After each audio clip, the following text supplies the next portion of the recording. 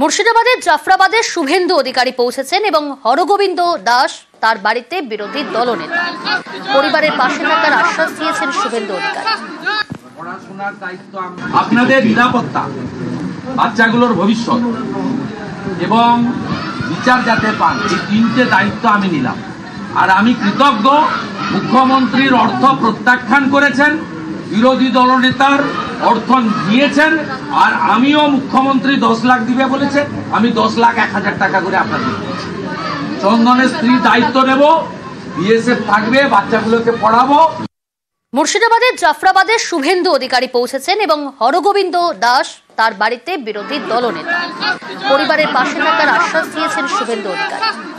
পড়াশোনার দায়িত্ব আপনাদের, নিরাপত্তা, বাচ্চাগুলোর ভবিষ্যৎ এবং বিচার যাতে পান, এই তিনটে দায়িত্ব আমি নিলাম। আর আমি কৃতজ্ঞ, মুখ্যমন্ত্রীর অর্থ প্রত্যাখ্যান করেছেন, বিরোধী দলনেতার অর্থ দিয়েছেন, আর আমিও মুখ্যমন্ত্রী 10 লাখ দিবে বলেছে, আমি 10 লাখ 1000 টাকা করে আপনাদের চন্দনের স্ত্রী দায়িত্ব নেব, বিএসএফ থাকবে, বাচ্চাগুলোকে পড়াবো।